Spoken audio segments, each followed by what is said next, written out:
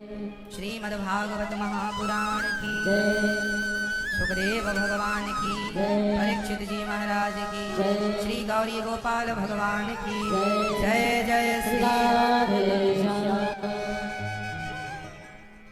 परम मंगलमय परात्पर अखिलेश्वर त्रिब्रह्मांडनायक परात्पर परब्रह्म भगवान श्री कृष्ण की वांगमय प्रतिमूर्ति श्रीमद्भागवत महापुराण की पावन कथा का रसपान करते हुए हम अपने जीवन को कृतार्थ कर रहे हैं। श्रीमद् भागवत जी की पावन गाथा, जो कथा जीव मात्र के कल्याण का इस कली काल में एकमात्र साधन है। कोई जानकर अनजाने में कैसे भी उल्टा नाम जपत जग जाना। भगवान की कथा और भगवान के नाम की महिमा इतनी है कि कोई धोखे से भी भगवान का नाम ले ले। अजामिल जैसे पापी भी धोखे से निकल गया मुंह से नारायण। पुत्र को बुला रहे थे, पुत्र तो आए नहीं, कह दिया नारायण। पुत्र का नाम नारायण था, बुलाया था नारायण को, आ गए श्री हरि नारायण। उनके दूत आ गए, चलो तुम्हें लेने आए। क्यों? हम तो बहुत बड़े पापी हैं, हमें क्यों ले जा रहे हैं? तुम बहुत बड़े पापी हो, पर तुम्हारे मुख से अंत समय भगवान का नाम निकल गया। इसलिए जैसे आग की एक चिंगारी बड़े से बड़े ढेर को जलाकर, बड़े से बड़े जंगल को जलाकर भस्म कर देती है, उसी प्रकार भगवान का एक नाम तमाम जन्मों के पापों को जलाकर भस्म कर देते हैं। बस वो एक नाम भी यदि एकाग्रता से लिया जाए तो, यदि वो एक नाम भी इस भाव से लिया जाए कि आंखों के सामने बस भगवान प्रकट हैं, भाव से भगवान का, आंखों से भगवान का दर्शन कर रहे हैं, कल्पना कर रहे हैं और फिर नाम जप रहे हैं, तो नाम कल्याणकारी है। इसलिए हम सभी बड़भागी हैं कि आप सभी को वृंदावन का ये वास मिला। भले 7 दिन के लिए ही सही, पर बिहारी जी की ऐसी कृपा है। ब्रज के बारे में कहा जाता है कि वृंदावन में वही आते हैं जिन्हें बिहारी जी बुलाते हैं। बिहारी जी की महफिल को बिहारी जी सजाते हैं और वृंदावन वही आते हैं जिन्हें बिहारी जी बुलाते हैं।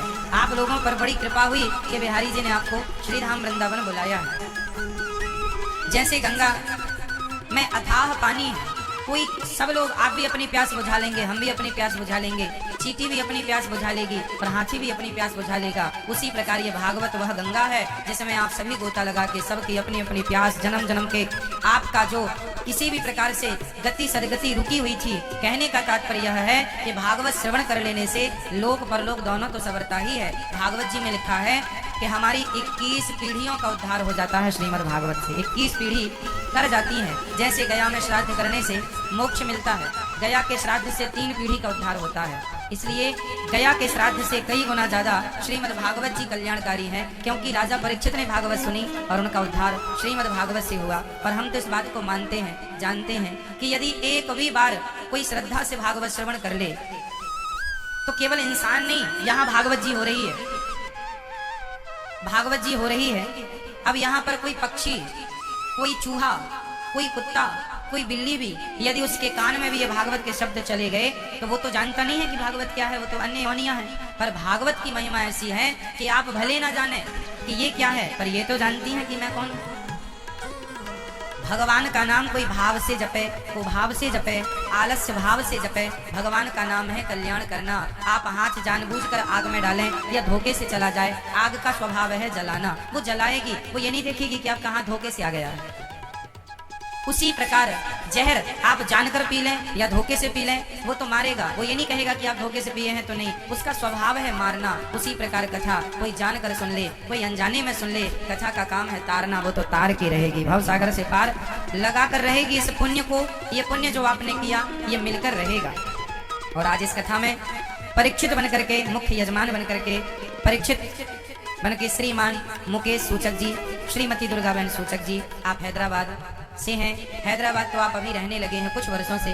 आप मूल निवासी, जन्मभूमि गुजरात की है ना, गुजरात की पावन धरा से आप हैदराबाद में अभी वर्तमान में रहते हैं और काम करते हुए आप भगवान का बड़ा चिंतन करते रहते हैं। मुकेश सूचक जी, जब हम हैदराबाद गए थे तो आपने कहा था कि हम हमेशा ईमानदारी से ही अपना बिजनेस व्यापार करते हैं, काम करते हैं, 1 रुपए की भी बेईमानी नहीं करते। कुल मिला के ये है कि आप भागवत श्रवण कर रहे हैं, पर भागवत जी की कृपा, भगवान की कृपा पर ऑलरेडी है, क्योंकि इतने उच्च कोटि के विचार जिन पर भगवान की कृपा उन्हीं के हो सकते हैं, सबके तो हो ही नहीं सकते। तो श्रीमान मुकेश सूचक जी, आप हैदराबाद से आए हैं और मैया श्रीमती दुर्गाबेन सूचक जी, आपके संग आपका परिवार, आपके अपने यहाँ आए हैं, सबका स्वागत है। संग जो यहाँ नहीं आए, आपके टीवी पर यूट्यूब पर सुन रहे हैं, आप सबका भी बहुत बहुत स्वागत है। और बड़ी भाव बड़ी श्रद्धा से मुकेश भैया जी का पहले से ही संकल्प था कि भागवत जी यहाँ करानी है, पर कोरोना के कारण, लॉकडाउन के कारण वो डेट तब नहीं हो पाई। बिहारी जी की मर्जी अब थी, सो अब बुलाया है और अब भागवत जी की गंगा में हम सब डुबकी लगाकर, गोता लगाकर अपने जीवन को कृतार्थ करेंगे। बड़ा सुंदर भाव है। गौरी गोपाल वृद्धाश्रम जो बना है, इस आश्रम के निर्माण में भी हमारे मुकेश भैया जी का बहुत बड़ा योगदान है। एक बार सुंदर तालियों के साथ आपका धन्यवाद कि आपको ईश्वर ने इस योग बनाया था तो बनाया है, तो आपने उसका सदुपयोग किया। और आप आज यहाँ बहुत सारी जो माएँ हैं, उन माओं को गोद ले रखा है आपने, बहुत सारी माओं की सेवा आप कर रहे हैं। और ये जब गौरी गोपाल आश्रम नहीं बना था, तब से आपकी सेवा यहाँ चल रही है। आप भले हैदराबाद रहते हैं, पर आपकी रोटी रोज यहाँ हमारी वृद्ध माएँ खाती हैं और आप तक आशीर्वाद पहुँचता है। तो ये दुआएं हैं, आशीर्वाद है आप पर, आपके परिवार पर बना रहे। भागवत जी जीव मात्र के कल्याण का एकमात्र साधन है इस कलिकाल में। तो आज आपका बहुत बहुत स्वागत है, आपका सपरिवार जो आए हैं सबका बहुत बहुत स्वागत है। भागवत जी हमारी वो माएँ जो घर में बैठ कर के श्रीमद् भागवत कथा सुन रही हैं, वो भक्त जो घर में बैठकर सुन रहे हैं, वो बच्चे जो भागवत घर में बैठ के सुन रहे हैं, जो यूट्यूब के द्वारा सुन रहे हैं, सभी भक्तों को जय श्रीमन्नारायण, जय श्री कृष्णा। आप सभी का बहुत बहुत स्वागत है। आप ये कथा अपने टीवी के अतिरिक्त आप अपने मोबाइल पर यूट्यूब पर अनिरुद्धाचार्य जी सर्च करेंगे तो आपके मोबाइल पर भी ये कथा आएगी। शेयर कीजिएगा, सब तक पहुँचाइए ताकि कथा सब तक पहुँचे। इस सनातन धर्म का प्रचार आपको ही करना है और वो कथा ही एकमात्र साधन है। संग श्री सह यजमान बन के श्रीमान हरविलास जी, दुर्गा प्रसाद शांति देवी, श्रीमती अनीता राजपूत जी ग्वालियर से आप आए हैं, आपका बहुत बहुत स्वागत। भागवत जी किस गंगा में आप भी डुबकी लगा रहे हैं। संग श्रीमान आशाराम यादव जी, स्वर्गीय पत्नी श्रीमती अनारकली जी की पुण्य स्मृति में आप मुंबई महाराष्ट्र से आए हैं और आपने भी भागवत जी का ये सुंदर सा आयोजन कराया। श्री मती रेखा सिंह जी, संतोष कुमार सिंह जी की पुण्य स्मृति में रायपुर छत्तीसगढ़ से आप आए हैं, आपका भी बहुत बहुत स्वागत है।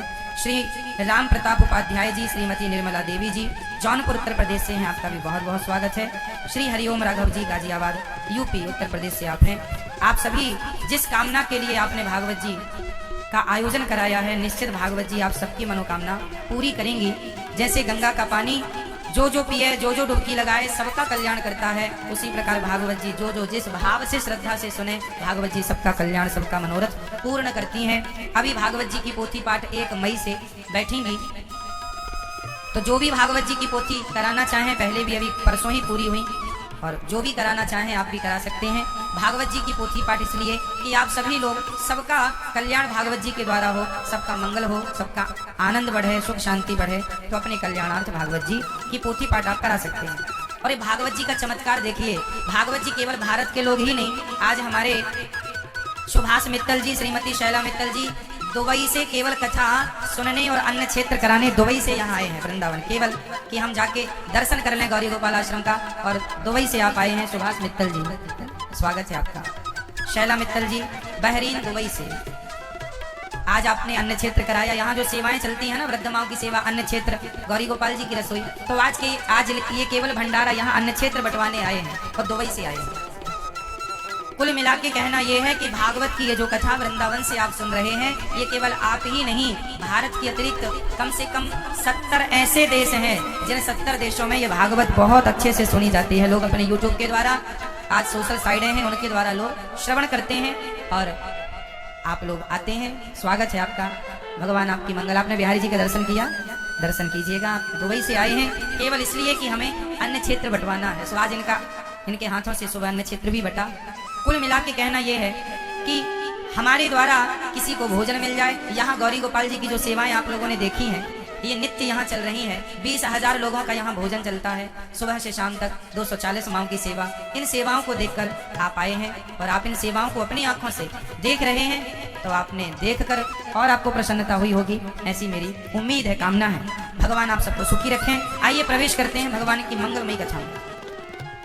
सच्चिदानंद रूपाय विश्वोत्पत्त्यादि हेतवे तापत्रय विनाशाय श्री कृष्णाय वयं नुमः।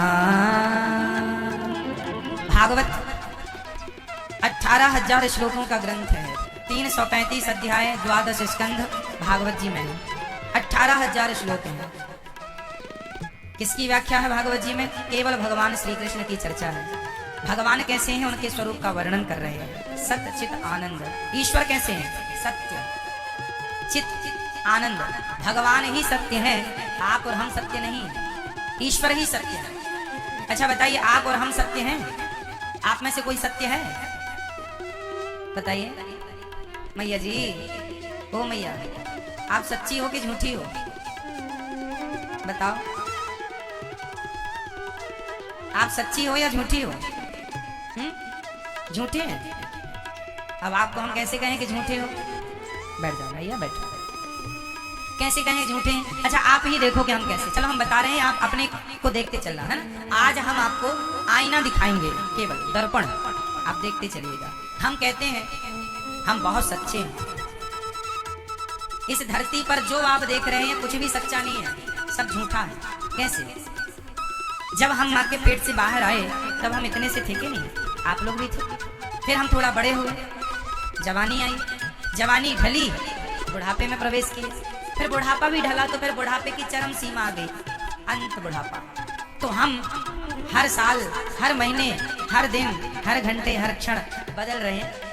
हम परिवर्तित हो रहे हैं या नहीं? प्रकृति हमें परिवर्तित कर, बिना कुछ किए, हम किसी से कुछ ले दे नहीं रहे हैं, पर प्रकृति हमें परिवर्तित कर रही है। तो बताइए, जो आदमी सच्चा है, जो सच्चा होता है ना, वो कभी बदलता नहीं है। हमारा शरीर तो बदल रहा है, प्रत्येक क्षण बदल रहा है। तो हम झूठे हैं या नहीं? हमारी जो काया है, हमारी जो शरीर है हमारा, ये झूठा।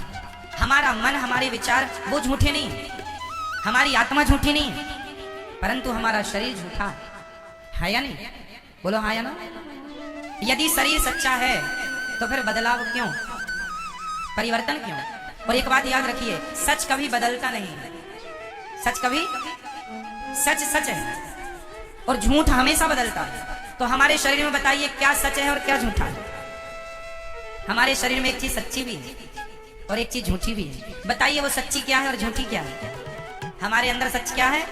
आत्मा हमारी सच्ची है और शरीर हमारा झूठा है, क्योंकि शरीर परिवर्तित हो रहा है, आत्मा में कोई परिवर्तन नहीं है। हम जब छोटे से थे तब भी हमारी आत्मा वही थी, आज भी वही है, आगे भी वही रहेगी। और शरीर छोड़ने के बाद भी आत्मा कभी विलीन, नष्ट नहीं होती। नैनम छिन्दन्ति शस्त्राणि नैनम दहति पावकः वासांसि जीर्णानि यथा विहाय।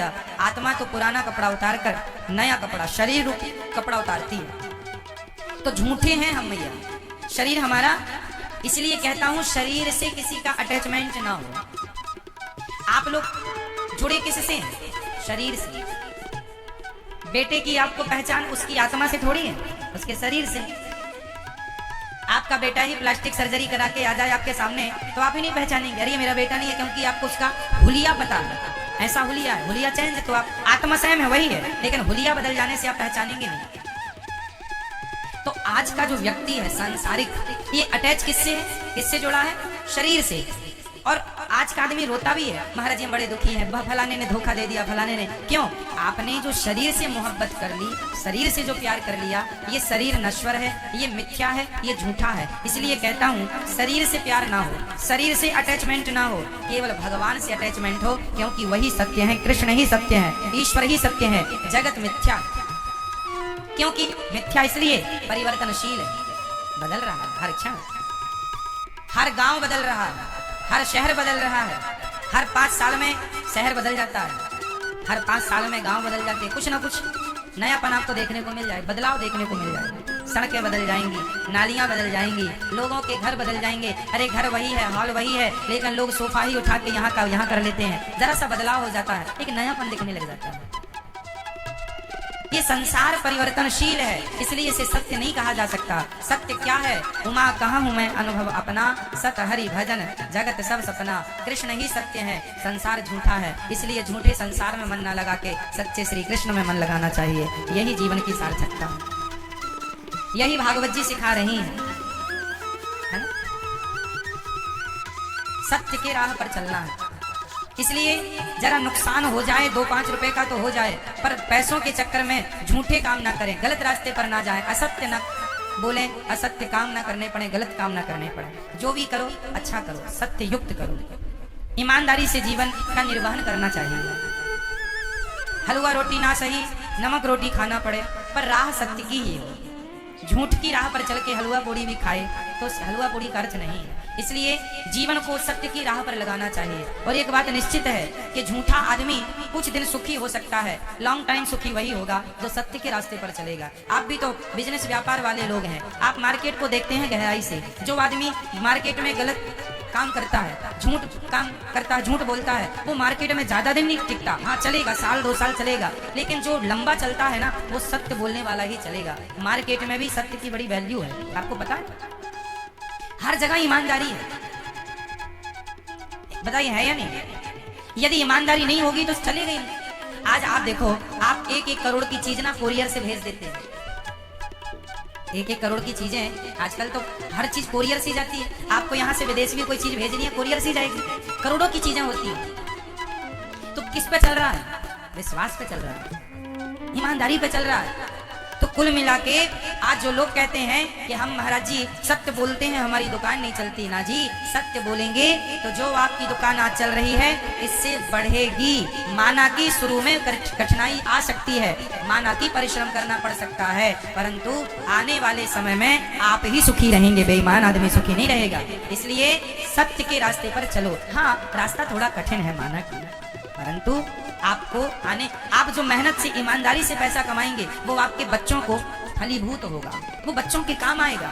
यदि आपने बेईमानी से कमाया तो फिर वो बच्चे उसको पचा नहीं पाएंगे, देखते देखते वो डुबा देगा। लोग समझते नहीं। इसलिए कृष्ण सत्य है, उनकी शरण में रहो। संसार झूठा है, संसार के बन के ना रहो, भगवान के बन के रहो। तो आप किसके हैं, संसार के या भगवान के?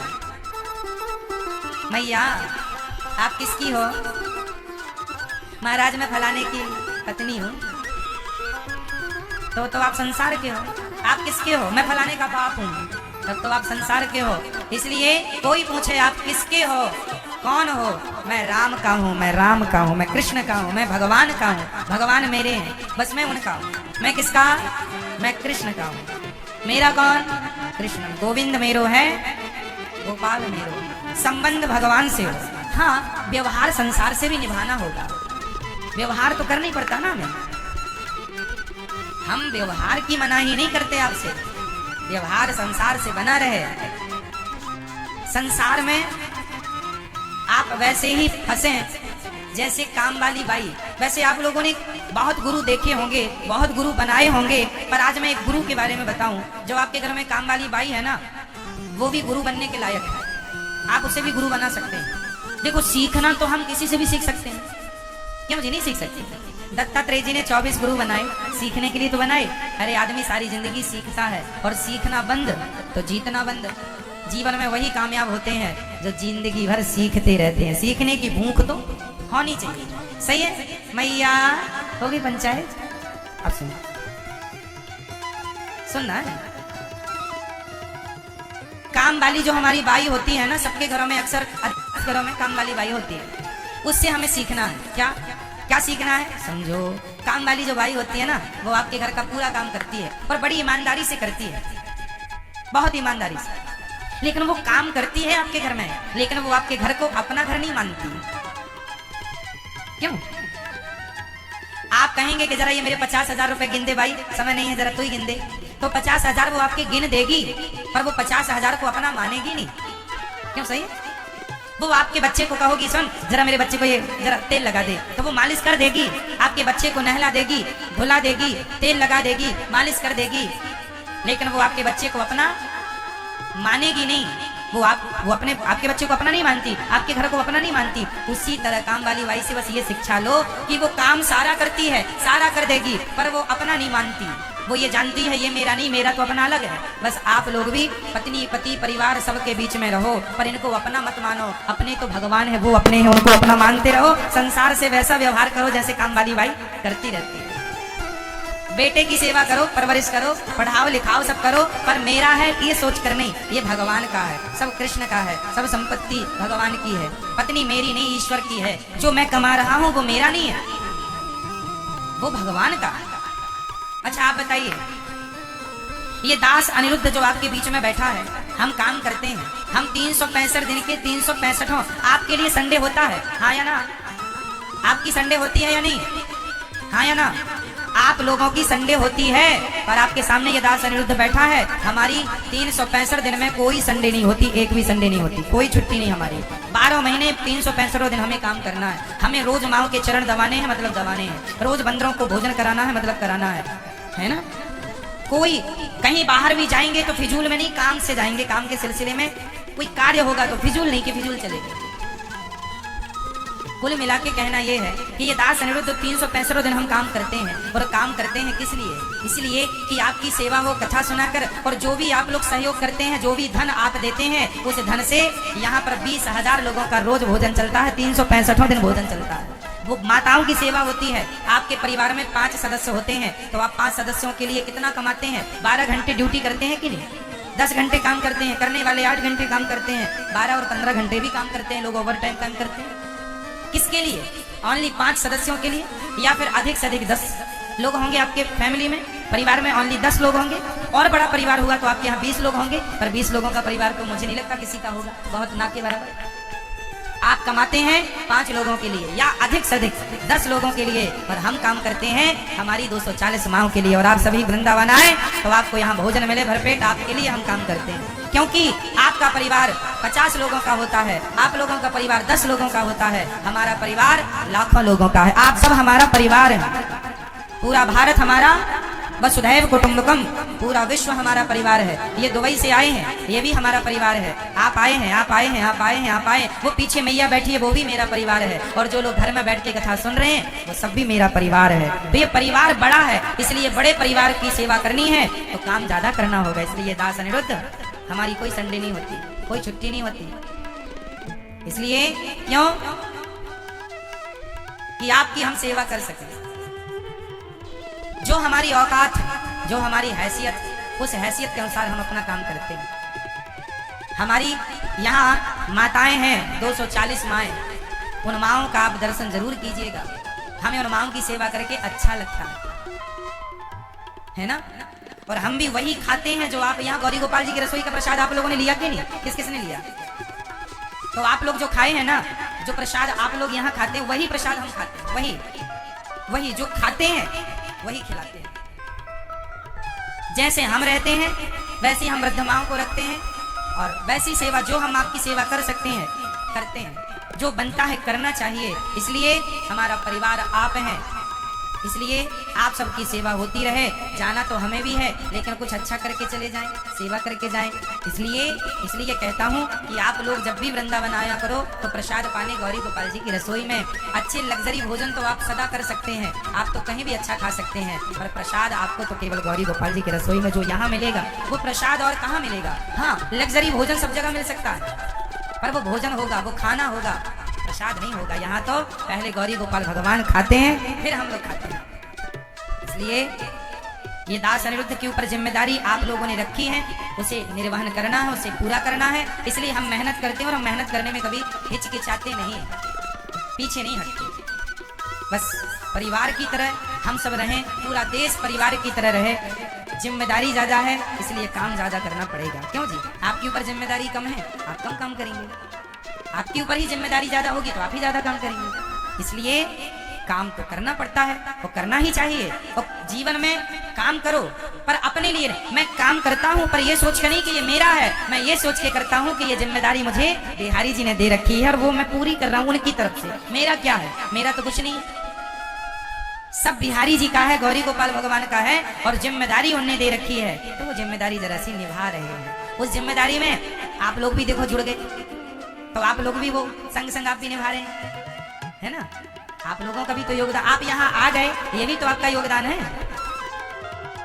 इसलिए आप सब, हम सब, जितना महत्व आपका है उतना ही महत्व हमारा है। आपका कम, हमारा ज्यादा, ऐसा नहीं है। हम जितना महत्व रखते हैं आप भी उतना ही महत्व रखते हैं। ये जितनी भी गौरी गोपाल आश्रम में सेवाएं चल रही हैं, इन सेवाओं का जितना जिम्मेदार मैं हूँ उतना ही जिम्मेदार आप सभी हैं। प्रत्येक वो भक्त हैं जिनका 1 रुपए भी इस सेवा से जुड़ा, सब बराबर के हिस्सेदार हैं। इसलिए ये सेवाएं ईश्वर ने हमें सौंपी हैं, हम तो बस निभा रहे हैं, वरना हमारा क्या है? आप ही बताइए, क्या ये सेवाएं किसी इंसान के बस की हैं? कोई कर सकता है? ये कर नहीं सकता, ये बिहारी जी करा रहे हैं, इसलिए हो रहा है। इसलिए ये दास अनिरुद्ध आपकी सेवा में, समाज की सेवा में जब तक श्वासें हैं समर्पित रहूंगा, है ना। और जहाँ अधिक सेवाएं होती है ना, अब सोचिए जहाँ 20,000 लोग रोज भोजन करेंगे वहाँ धन की भी आवश्यकता होगी, जहाँ 240 माएँ रहेंगी तो वहाँ धन की भी आवश्यकता होगी, और वो धन आपके सहयोग से होता है। इसलिए यदि हमारे यहाँ किसी प्रकार की आपको कोई दिक्कत हो तो क्षमा कीजिएगा, और आप हमें जरूर बताइएगा कि आप यहाँ पे ये कष्ट है, ये परेशानी है, हम उसे ठीक करने की पूरी कोशिश करेंगे। यदि आपको हम में कोई कमी नजर आए, हमारी कोई गलती नजर आए, बिल्कुल आप बिल्कुल हक से, अधिकार से आप जरूर बताइए, हम उस कमी, उस गलती को सुधारने का पूरा प्रयास करेंगे, पूरी कोशिश करेंगे। हम तो आपके हैं, आप हमारे हैं, आपको पूर्ण अधिकार है कहने का, ठीक है। तो भगवान सत्य है, हम मिथ्या हैं, हम झूठे हैं, श्री कृष्ण सच्चे हैं। इसलिए इस झूठे शरीर से यदि सच्चे भगवान मिल रहे हैं तो बताइए सौदा सस्ता है कि ठीक है? क्यों फायदा है, नुकसान तो नहीं। झूठे शरीर से सच्चे भगवान मिल रहे हो तो घाटा है नहीं जी। यदि आप अपना हित चाहते हैं तो इस झूठे शरीर से सच्चे भगवान को पा लेना। शरीर झूठा है, आज नहीं कल परसों नरसों, कभी साल 10 साल 20 साल 50 साल बाद ये शरीर हमारा साथ छोड़ेगा जरूर। आपको विश्वास है आपके शरीर में? बताइए आप में से कितनों को आपके शरीर में विश्वास है? ये शरीर बिना भरोसे का है, कब साथ छोड़ दे कौन जानता है? इसलिए शरीर नश्वर है, नाशवान है, तो नाशवान शरीर से अविनाशी परमात्मा को प्राप्त कर लिया जाए, यही इस मानव देह की सार्थकता है। ईश्वर सत्य सत्यम परम धीमहि। ईश्वर सत्य, चित, चित मीन्स प्रकाश, सबके भीतर कृष्ण की व्यापकता है समान रूप में। कृष्ण कहाँ व्याप्त है? सब में। कैसे? जैसे समुद्र के प्रत्येक बूंद में, समुद्र के प्रत्येक बूंद में, पानी में नमक व्याप्त है। क्या व्याप्त है? समुद्र में नमक है या नहीं? जैसे समुद्र की प्रत्येक बूंद में नमक व्याप्त है, उसी प्रकार हमारे भीतर, हमारे बाहर कौन व्याप्त है? श्री कृष्ण, श्रीमन नारायण व्याप्त है। प्रश्न खड़ा हुआ, महाराज जी भगवान है तो दिखते क्यों नहीं? भाई सिंपल है, समुद्र में नमक है, दिखता नहीं है, पर पियो चखो तो आपको पता लग जाएगा कि है। उसी प्रकार ईश्वर कण कण में है, भक्ति करो पता लग जाएगा कि ईश्वर कण कण में है। भक्ति करे नहीं और डिंडोरा पीटे कि ईश्वर है ही नहीं, दिखता ही नहीं, तो भाई दिखने के लिए प्रयास करना पड़ेगा। बिना प्रयास के तो मैया होगा नहीं। तो भगवान सत्य है, चित्त सबके भीतर विद्यमान है। मैया आपके भीतर भगवान है या नहीं? मैया बताओ है? अच्छा आपकी सास के अंदर भगवान होंगे कि नहीं? नहीं है। आपकी सास के अंदर भगवान है या नहीं ये बताओ। हैं? तो आप अपनी सास के पांव दबाया करो, और पांव इसलिए दबाया करो कि भगवान बैठे हैं। जब सास के पांव दबाओगी तो ये मान लो कि आप भगवान के चरण दबा रहे हैं। आप अपने पिता के पांव दबाओ तो ये मान लो कि आप भगवान के चरण दबा रहे हैं। आप अपनी माँ के चरण दबाओ तो ये मान लो कि हम भगवान के चरण, आपके अंदर भगवान है ना? अच्छा मैं ये बताओ आपके पति के अंदर भगवान है या नहीं? मैया, ओ मैया, आपके पति के अंदर भगवान है? हाँ ना? बोलो मैया, हाँ या ना में जवाब दो। भगवान है या नहीं आपके पति के अंदर? आप ही बता दो। कौन बताएगा? मैया, ओ घूंघट वाली मैया, बताओ आपके पति के अंदर भगवान है? कोई कह ही नहीं रहा कि है। पति लोग लगता सताते बहुत हैं, इसलिए नहीं कह पा रही हैं। बताओ पति के अंदर भगवान है? अच्छे से बोलो, कंफर्म बोलो, हाँ कॉन्फिडेंस से बोलो। हाँ है तो फिर अपने भगवान से लड़ती काहे हो? जब भगवान है तो फिर भगवान से काहे लड़ती हो? जब ये ज्ञान है कि ईश्वर है पति में, पति से लड़ा ना करो मैया, पति भगवान है। अच्छा चलो पति लोग बताएं, पत्नी के अंदर भगवान होते हैं कि नहीं? हैं मैया? पूछो, हाँ पूछो।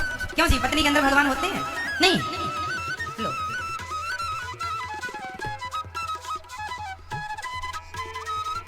क्यों भैया आप बताओ, पत्नी के अंदर भगवान होते हैं? अरे भाई जब भगवान सब जगह है तो पत्नी के अंदर भी होगा, पत्नी सब जगह से अलग थोड़ी है।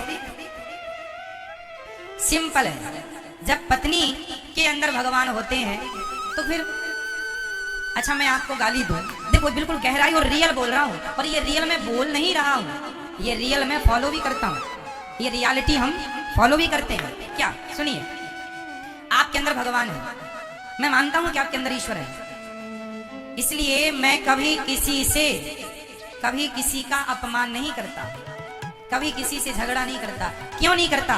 क्योंकि मुझे लगता है कि सब में ईश्वर है। यदि मैंने आपको गाली दे दी तो वो गाली आपको नहीं जा रही है, आप तो हैं ही नहीं साहब, आपके रूप में इस संसार में हर रूप में भगवान ही है, बस देखने का फर्क है, नजरिया।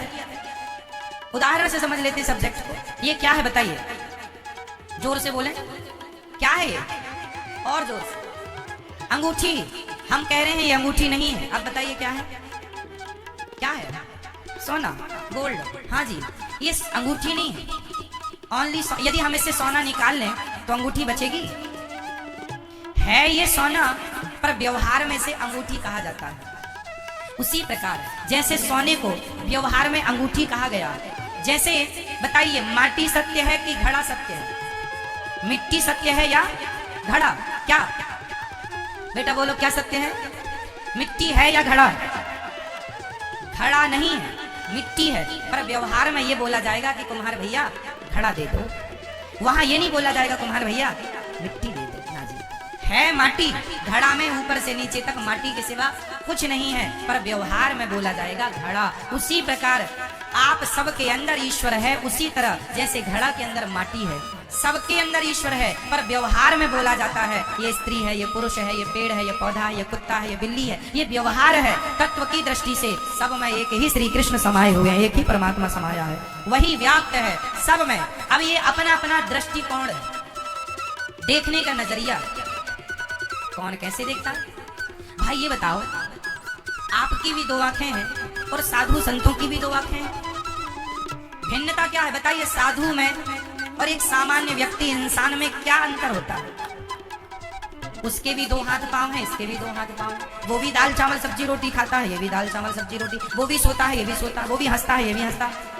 अंतर सिर्फ इतना है, सांसारिक आदमी जो सामान्य प्राणी है उसके नजरिया अलग है देखने का, और संत का नजरिया अलग है। केवल दृष्टि का भेद है। सृष्टि तो उनके लिए भी यही है, आपके लिए भी यही है। भेद किसका हो गया? केवल नजरिए का, केवल विचारों का। क्यों? एक बच्चे ने अपने पिता से कहा, पापा मुझे सारी चीजें लाल देखनी अच्छी लगती हैं, आप सारा लाल करवाओ।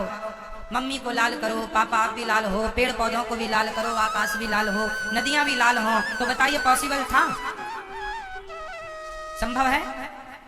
उसके पिता बड़े चतुर थे। उसने कहा बेटा तुझे लाल रंग पसंद है, चल मैं सब कुछ लाल करता हूँ। पॉसिबल कर दिया उसके बाप ने, लाल कलर का चश्मा उसकी आंखों में लगा दिया। अब तू जहां देखेगा, मम्मी को देखेगा तो मम्मी, पापा, नदियां, जंगल, आकाश, पृथ्वी सब लाल।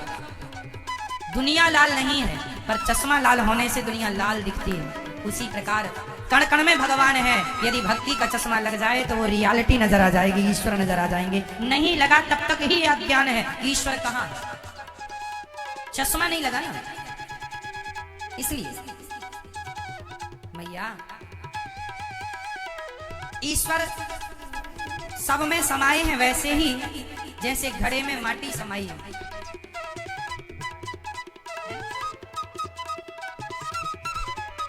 सब में समाये हैं ईश्वर। उनके सिवाय संसार में, इस ब्रह्मांड में कुछ भी नहीं, उनके अतिरिक्त कुछ नहीं। पर अज्ञान से हमें लगता है ये स्त्री है, इसलिए अपनी पत्नी को डांटा ना करो क्योंकि वो भगवान है। पति को ना कहा करो क्योंकि वो भगवान है। और अपनी पत्नी से, अपने पति से प्रेम करो, ये सोच के कि ये प्रेम हम भगवान ही, ये प्रेम परमात्मा से कर रहे हैं। पत्नी भगवत तुल्य है, पति भगवत तुल्य है। इस संसार में ईश्वर के सिवा कुछ नहीं है, ये मान के चलना चाहिए। तब जीवन निखरता है। और लड़ाई झगड़ा ही होता रहा तो बिखर जाता है। तो भगवान कैसे हैं? सच्चित आनंद। भगवान का एक नाम है आनंद। जो आनंद सिंधु सुख राशि सीकर थे त्रैलोक्य सुखासी। जो आनंद सिंधु सुख राशि सीकर थे त्रैलोक्य सुखासी। सच्चित भगवान का एक नाम है सच्चिदानंद। भगवान का नाम क्या है? सच्चिदानंद। बोलिए सच्चिदानंद भगवान की। सच्चिद आनंद बराबर ईश्वर आनंद स्वरूप है। ईश्वर का नाम है आनंद। अच्छा मुझे ये बताइए, इस धरती में प्रत्येक प्राणी क्या चाहता है? सुख आनंद। एक ही प्रत्येक प्राणी क्या चाहता है मैया? बोलो मैया। चाहे वो कुत्ता हो, कुत्ता भी क्या चाहता है? आनंद। खाता किसके लिए? आनंद के लिए। सोता किसके लिए? बिल्ली भी आनंद चाहती है, हाथी भी आनंद, चींटी भी आनंद। और आप और हम भी क्या चाहते हैं? काम करता है, पैसे कमाता है व्यक्ति किसके लिए? शादी करता है किसके लिए? कपड़े खरीदता है किसके लिए? गाड़ी खरीदता है आनंद के लिए, घर बनाता है आनंद के लिए। इस संसार का प्रत्येक व्यक्ति क्या चाहता है? जोर से बोलो। और आनंद किसका नाम है? भगवान का। इसलिए कहते हैं नंद के आनंद भयो। भगवान कृष्ण का नाम है आनंद। एक्चुअल बात यह है कि संसार का प्रत्येक प्राणी चाहता तो आनंद ही है। आनंद मीन्स कृष्ण। कृष्ण का ही पर्याय आनंद है। चाहे कृष्ण का हो चाहे आनंद का हो, एक ही बात है ना भैया। तो आनंद कौन है? श्री कृष्ण। आनंद कौन है? श्री राम। आनंद मीन्स श्रीमन्नारायण। तो आनंद तो भगवान है। तो प्रत्येक व्यक्ति चाहता क्या है? आनंद। मतलब प्रत्येक व्यक्ति इनडायरेक्ट चाहता तो भगवान को ही है। आनंद चाहता है तो आनंद कृष्ण का नाम है। तो प्रत्येक व्यक्ति चाहता क्या है भैया? क्या चाहता है? आनंद। मंजिल सबकी एक है, आनंद। चींटी, हाथी, कुत्ता, बिल्ली, शेर, इंसान, बच्चा, बच्ची, छोटा है, बड़ा है, बूढ़ा, सब, अमेरिका का, जापान का, इंग्लैंड, सबका आदमी एक ही चीज आनंद। मतलब मंजिल सबकी एक है। अब भिन्नता कहाँ है? रास्तों में। रास्ते अलग अलग हो गए। चाहते सब आनंद है। जैसे आप हमसे पूछिए कि आपको आनंद किसमें आता है? हमें तो भगवान की कथा सुनाने में और सुनने में ही सबसे ज्यादा आनंद आता है। ये मेरा आनंद का विषय है। अब शराबी से पूछिए कि तुझे सबसे ज्यादा आनंद किसमें आता है? वो कहेगा पैक चढ़ाने में, शराब पीने में आनंद है। आप गंजेड़ी से यही सवाल करो तुझे आनंद किसमें आता? बोले चिलम, गांजा चढ़ाने में। चरस अफीम का नशा करने वालों से कहो तुझे आनंद किसमें आता है? भूखे आदमी से कहो तुझे आनंद, बोले भोजन मिल जाए तो आनंद आ जाए। प्यासे को आनंद, बोले पानी मिल जाए तो आनंद आ जाए। सब चाह एक ही चीज रहे। शराबी शराब से क्या चाहता है? बोलो आनंद। आनंद मीन्स कृष्ण, नंद के आनंद भयो। अब विडंबना ये है कि हमें जाना था बिहारी जी का दर्शन करने, और बिहारी जी का मंदिर इस तरफ, और हमें किसी ने गलत कह दिया तो हम अपोजिट उल्टा जा रहे हैं ऐसे। अब यहाँ चले गए और वहां जाके ढूंढ रहे हैं भाई साहब यहाँ बिहारी जी कहाँ, मंदिर कहाँ बिहारी जी? उसने कहे आप तो गलत आ गए, बिहारी जी जाना था तो यहाँ नहीं, टर्न कीजिए ऐसे जाइए, यहाँ बिहारी जी जाना था प्रयागराज, रास्ता पकड़ लिया लखनऊ का। लो ये प्रयागराज, लखनऊ पहुंच गए। भाई साहब प्रयागराज और कितना बचा? अरे प्रयागराज कितना, आप तो लखनऊ जा रहे हैं। तो प्रयागराज कहाँ? बोले आप उल्टा आ गए, वहां प्रयागराज है जिस तरफ से आए, रास्ता भटक गए। अब बताइए रास्ता भटक गए, इसमें किसकी गलती है? हमारी गलती। उसी तरह भगवान तो आनंद सबको देना चाहते हैं, भगवान तो सबको अपने गले से लगाना चाहते हैं। आप ही रास्ता भटक रहे हैं तो इसमें ईश्वर की क्या गलती है? आप ही गलत रास्ते चुन रहे हैं। कोई शराब पे उलझा है, कोई मांस में उलझा है, कोई पर नारी कोई पर पुरुष में उलझा है, उन्हें वही आनंद लग रहा है। वो आनंद केवल विषय का है, वासना का है, वो यथार्थ आनंद नहीं। हर चमकती वस्तु सोना नहीं होती, सोने जैसी दिखने वाली हर वस्तु सोना। आनंद जैसा, अच्छा देखो पत्नी में भी आनंद दिखता है, खाने में भी आनंद दिखता है, बच्चों में भी आनंद दिखता है, लेकिन ये जो आनंद है ना ये क्षणिक आनंद है ना? जैसे गोल्ड, सोना, और सोने जैसे दिखने वाली अन्य धातुएं दिख रही हैं सोने जैसी, पर सोना नहीं। अब आप सोना समझ के उसी को खरीद लें, वही मूल्य दे दें, तो आपकी गलती है, क्यों खरीद लिया भाई आपने? उसी प्रकार आनंद तो श्री कृष्ण है, लेकिन आज का आदमी आनंद कहाँ ढूंढ रहा है? पत्नी में आनंद ढूंढ रहा है, सुख ढूंढ रहा है। मिलता भी है, क्षण मात्र का भोगों का सुख मिलता है, उसे लगता बड़ा आनंद आ गया, बड़ा सुख मिला, वो उसी को आनंद मान लेता है। रबड़ी खा लिया जरा सी, उसे लगा आनंद आ गया, तो मजा आ गया खाने में, वो जरा सी रबड़ी को आनंद मान लेता है। वो ये जानता ही नहीं कि आनंद क्या है। अरे भगवान, संसार से मन हटे और भगवान के श्री चरणों में मन लगे तो पता चले कि आनंद क्या है। लोगों को पता ही नहीं कि आनंद नाम किसका है, आनंद चीज क्या है। आप तो वैसे वासना को आनंद मान बैठे हैं। वो आनंद नहीं है, वो सांसारिक क्षणिक सुख है। उस सुख के कारण सारी जिंदगी आदमी परेशान है। क्यों नहीं भगवान की शरण में आता व्यक्ति, क्यों नहीं आत्मसमर्पण करता। संसार में सुख नहीं है मेरी माँ। द्रौपदी ने पुकारा था संसार के लोगों को, कोई नहीं सुना। अर्जुन आओ, भीम आओ, नकुल आओ, युधिष्ठिर आओ, सहदेव आओ, पितामह आओ, गुरुजी आओ, कोई नहीं आया। अंत में भगवान आए, इसलिए भगवान ही आएंगे तो क्यों दुनिया को बुलाने में समय वेस्ट करें। क्यों ना सीधा परमात्मा को पुकारा जाए, हे नाथ हम आपके हैं, आप हमारी सुन लीजिए। वही सुनेंगे, है ना, वही आएंगे। कोई आ ही नहीं सकता उनके साथ। भगवान से ही कहो, वही सुनेंगे, वही समझेंगे। तो भगवान आनंद के सागर हैं और भगवान से कहना चाहिए कि प्रभु आप अपने दोनों हाथ हमारे सिर पे आप ही रखें। अब आपके सिवा हमारा कोई नहीं। प्रभु अब तो कृपा कर दीजिए, बना रहे तेरा काम।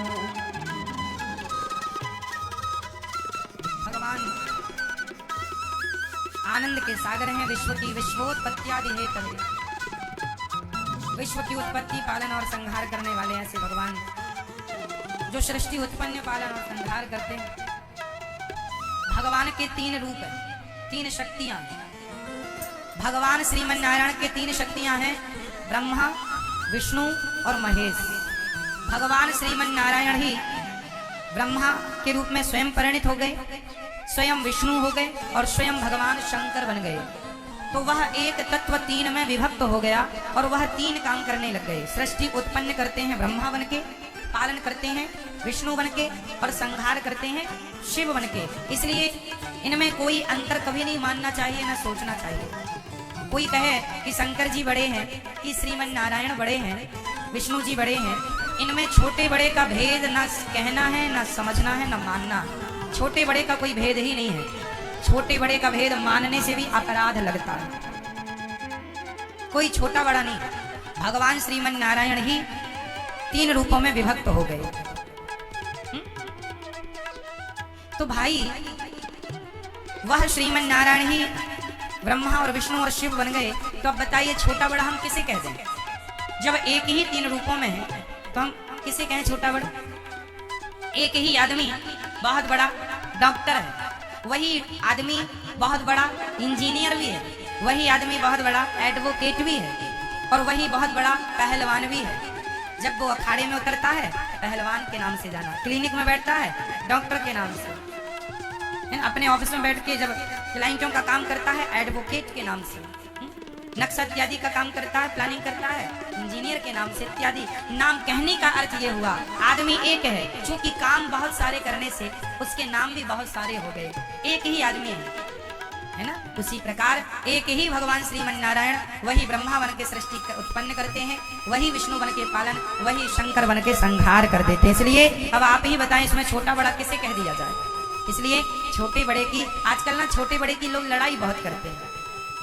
अरे शंकर जी बड़े हैं, अरे नारायण बड़े हैं, है ना, अरे दुर्गा जी बड़ी हैं, अरे सबसे बड़े तो हनुमान जी हैं, अरे सबसे बड़े तो ये, मतलब लोगों का कोई काम ही नहीं है। भगवान के मत में कभी छोटे बड़े का भेद कहना सुनना पाप है। वो बड़ छोट कहे तो अपराधु, अपराध लगता है छोटा बड़ा कहने से। इसलिए छोटे बड़े का भेद मन में कभी लाना भी नहीं चाहिए। हमारे लिए एक तत्व ही अनेक में व्याप्त है, वही हम क्या अंतर बता दें और क्या अलग अलग कह दें। जब तत्व एक ही है तो क्या अलग अलग कह दें, है ना मैया। आपने सोनार को 250 ग्राम सोना दे दिया, समझियो मैया, आपने सोनार को 250 ग्राम सोना दिया, कहा कि इस सोने में हमारे लिए चूड़ियां, कान के झुमके, गले के लिए रानी हार, कमर के लिए जरा करधन और यहाँ बाजूबंद बना के दे देना। उसने दे दिया। तो अब बताओ जो बाजूबंद का सोना है और जो चूड़ी का सोना है इसमें कोई अंतर है? बोलो ना, है कोई अंतर? कहा जा सकता है? जो करधन का सोना है और जो तुम्हारे झुमकों में सोना लगा अंतर है।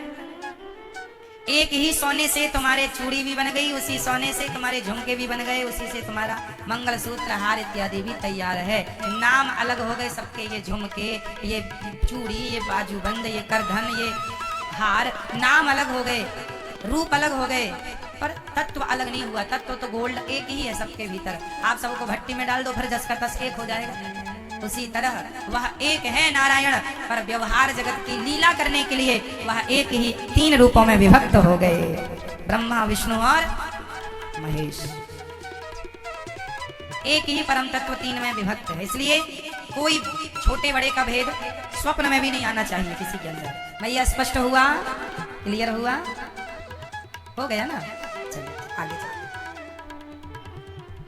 तो ये स्पष्टता हम सबके जीवन में अति आवश्यक है, होनी चाहिए। तो भगवान विश्व की उत्पत्ति, पालन और संहार करने वाले हैं। ऐसे भगवान जो समस्त दुखों का तापत्रय विनाशाय, सब प्रकार के दुखों से बचाने वाले भगवान की शरण।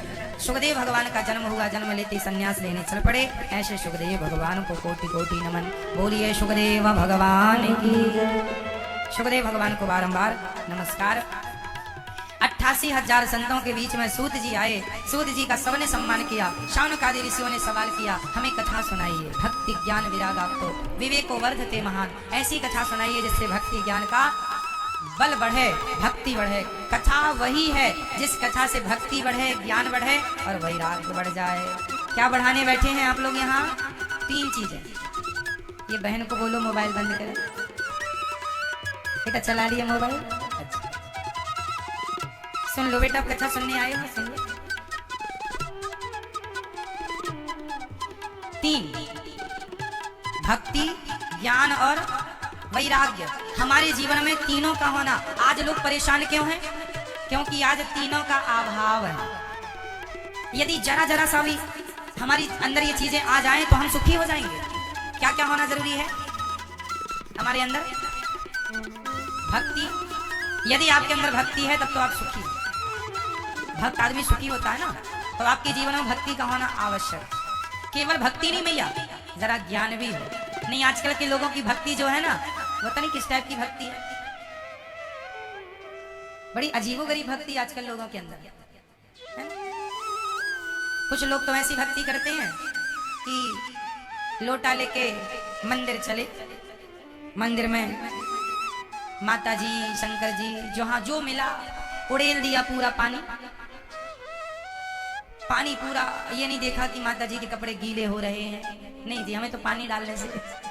एक जगह तो माटी की माता जी थी और मैया बड़ी भाव है, जय माता जी जल सिर से चढ़ाया, आंख बंद करके जय माता जी बहू के बेटा हो जाए और बेटे की नौकरी लग जाए। पूरा पानी चढ़ा दिया आपके ऊपर हमने। जब तक आंख खुली तब तक तो माता जी गायब। माता जी पूरी माटी तो माटी उतर गई, पूरी स्ट्रक्चर बचा पूरा। लो भाई गायब माता जी। ये क्या है? अब आप बताओ ये क्या? हमें नहीं पता। भगवान की भक्ति कैसी? आज लोगों को यही नहीं पता कि भक्ति क्या है, कैसे करें भक्ति। लोगों को लगता है भगवान को छू लें हम। कई लोग छूने लिए भागते हैं, पकड़ लें भगवान को। कई लोग तो बिना छुए मानते नहीं है, भगवान को लिपट जाएंगे, भगवान से छूने लगे। अरे भाई भगवान जी खड़े हैं, आप लिपट जाओगे, ज्यादा जोर से लिपट जाओगे, कहीं भगवान छोटी छोटी उंगलियां हैं, पतली पतली हैं। भगवान का विग्रह केवल दर्शन के लिए होता है, स्पर्श के लिए नहीं होता। भगवान का विग्रह किसके लिए होता है? दर्शन के लिए। जो पुजारी होते हैं उन्हें पता होता है कि कैसे छूना है, कहां से उठाना अच्छा रहेगा, कैसे शांत धीरे से पानी डालना है। आप तो अब देखो भगवान बांसुरी लिए खड़े हैं, ये एक उंगली है, अब आपने पूरा वजन उंगली पर रख दिया तो उंगली लग गई, भगवान खंडित और हो गए, तो आपने पाप कर लिया।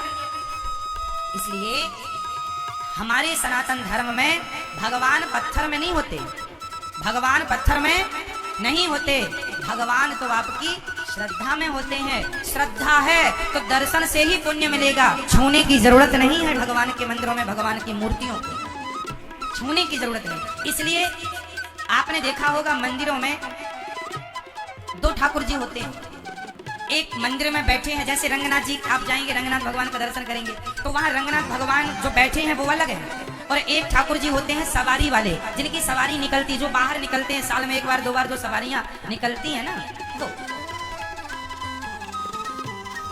तो सवारी वाले ठाकुर जी अलग होते हैं, ताकि वो स्थापित रहें, बार बार उठाने धरने में कोई किसी प्रकार की कोई दिक्कत ना हो, इसलिए। तो आप ये समझो कि भगवान में सबसे ज्यादा क्या चाहिए मेरी माँ, क्या चाहिए? आपकी श्रद्धा, आपका जो प्रेम है, श्रद्धा है, यही भक्ति है। आपके अंदर की श्रद्धा ही आपकी भक्ति है।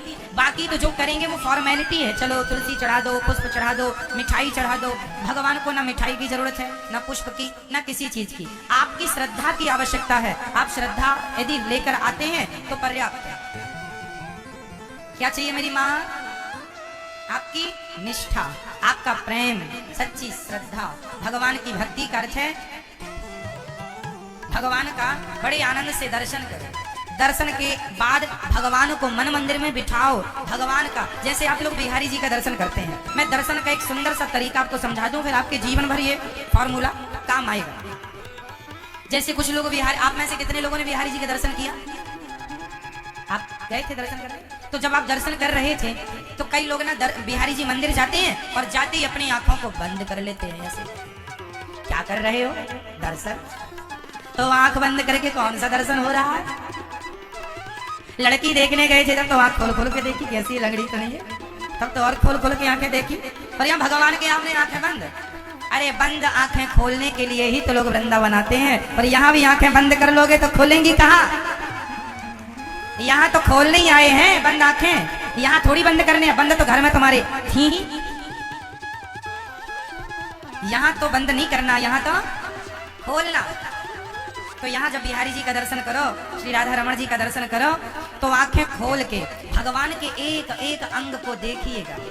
उनके चरण कैसे हैं, उनकी आंखें, उनका मुख, और बिहारी जी की छवि को एक एक अंग का दर्शन करके उस छवि को मन मंदिर में बसाओ। यहाँ यहाँ और इतना दर्शन करो कि भगवान मंदिर से निकलकर आपके मन मंदिर में आकर बैठ जाएं। जब बैठ जाएं तो फिर तुरंत आंख बंद कर लो, तुरंत आंख बंद करो, और आंख बंद करके अब देखो कि तुम्हें तुम्हारे मन मंदिर में बिहारी जी दिखने लगे।